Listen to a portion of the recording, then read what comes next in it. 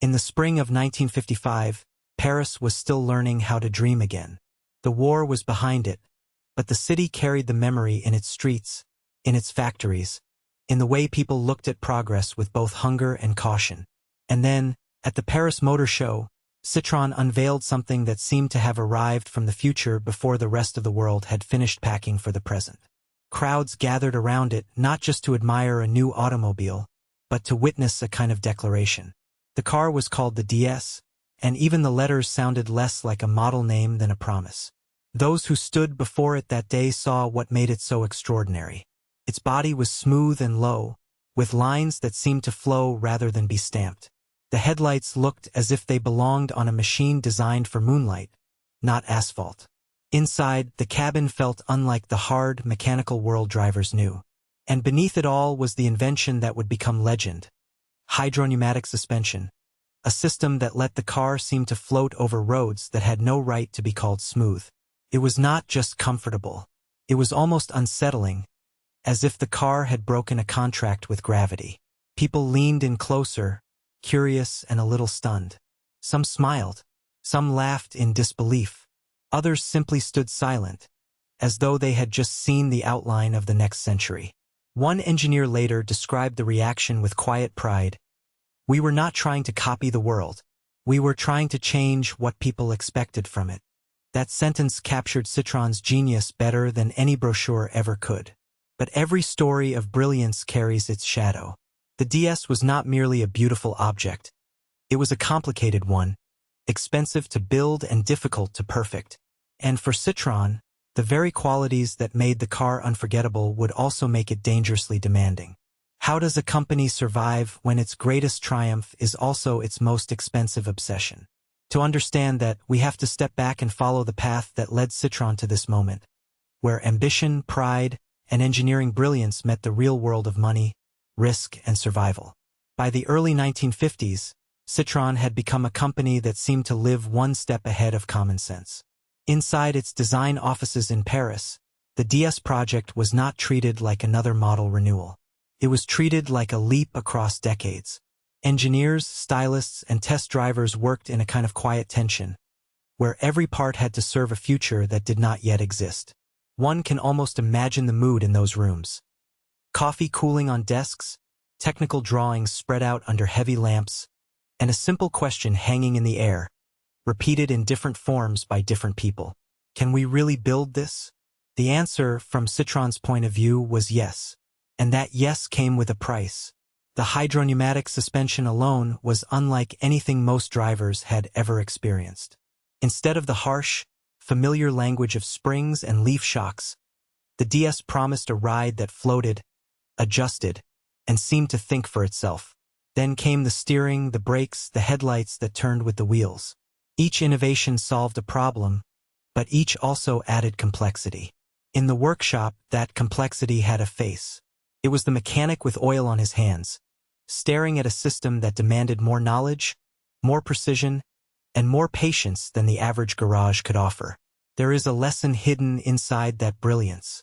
A car can be admired in the showroom and still challenge the company that built it. At Citroën, this was understood in fragments, never all at once.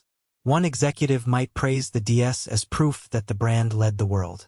Another might glance at the accounting numbers and go quiet. The car was not merely expensive to produce. It was expensive to imagine, to engineer, to refine, and later to support. Success arrived wearing a beautiful face, but beneath it sat a machine that required constant care. And yet, when the DS finally appeared, the reaction was almost disbelief. People gathered around it as if it had arrived from another civilization. The lines were so smooth, so low, so clean that the old language of family sedans suddenly felt outdated. Drivers spoke of it the way people speak of a first great love, with surprise, then devotion. Citroën had done what few companies dare to do. It had built not just a car, but a statement. Still, in business, statements must eventually be paid for. And that is where the story deepens, because the very qualities that made the DS unforgettable also tied Citroën to a future of risk, pressure, and ambition that would not easily relax. When admiration becomes expectation, where does a company find room to breathe? By the early 1950s, Citroën was standing on the edge of a gamble most companies would have called reckless. The DS was no longer just a sketch or a dream in a designer's notebook. It was becoming a real machine, and every ambitious detail carried a price. The body had to be shaped in ways that looked almost impossible. The suspension had to work with a level of precision that felt more like aircraft engineering than automobile manufacturing. Even the steering, the braking, the lights, the entire driving experience had to live up to the promise that this car would not merely move forward, but glide into the future. Inside the company, that future was not free. Engineers argued over tolerances. Accountants stared at numbers that kept climbing. Suppliers were asked to produce parts that demanded new methods, new materials, and new patience. One executive reportedly looked at the project and understood the harsh truth. If Citroën failed to sell enough of this miracle, the miracle itself could become a burden heavy enough to sink them. That was the hidden danger. The DS was not just expensive to build. It was expensive to believe in. And yet, when the car finally appeared at the 1955 Paris Motor Show, the reaction was immediate and almost emotional. People crowded around it as if they were witnessing a glimpse of tomorrow. Some stood silent. Others leaned forward, trying to understand what they were looking at. The sleek shape, the covered rear wheels, the low stance, the futuristic cabin, it all seemed to challenge the ordinary idea of what a car should be. Citroën had not simply launched a model. It had staged a revelation. But every revelation has a shadow. While the public saw elegance and innovation, the factory saw complexity. While buyers saw a marvel, the company saw a machine that was difficult to assemble, costly to refine, and challenging to support in the real world. The DS could inspire loyalty, even devotion, but devotion does not always pay the bills on time. That was the tragedy hiding inside the triumph. A company can survive being good, can even survive being bold, but being too far ahead can create a strange loneliness. The market may admire you, yet still hesitate to follow. The DS proved that a car can change history and still strain the hands that built it. And once that truth became impossible to ignore, Citroën had to face the question that every visionary brand eventually meets. How do you keep the dream alive without letting it consume the dreamer? By the time the DS rolled into public view, it had already done something rare in the car world. It made people believe the future had arrived early. Yet that same miracle carried the quiet burden of its own making. Every curved panel, every advanced system, every elegant solution demanded more money, more precision, and more patience than a normal automobile. Citroën had not simply built a car. It had built an argument, and arguments like that are expensive to defend. Inside the company, the tension was impossible to ignore.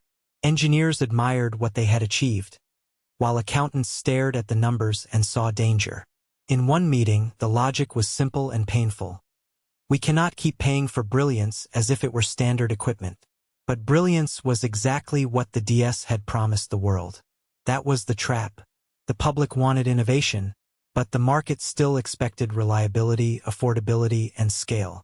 Citroën was trying to serve both dreams at once, and that is where great companies often begin to strain.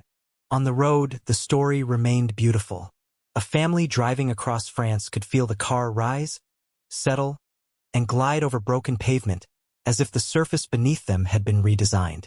A driver could turn into a narrow street at dusk and watch the headlights pivot with the steering, following the bend like a careful companion.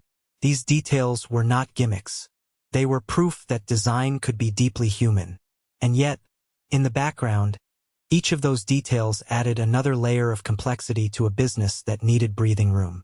That is the deeper lesson of Citroën's dilemma. Innovation is not only about asking what can be built. It is also about asking what can be supported, repaired, financed, and repeated. A company can win the admiration of the world and still lose its footing if its masterpiece becomes too heavy to carry. The DS did not fail as an idea. In many ways, it succeeded too well. And that is why it remains such a powerful story today. It reminds us that being ahead of your time can be a gift, but also a risk.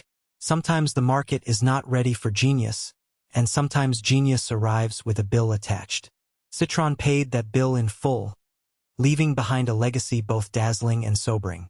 If you enjoyed this kind of story, Take a moment to like the video because the next question is even more interesting. How many other legends in automotive history were admired precisely for the qualities that nearly broke them?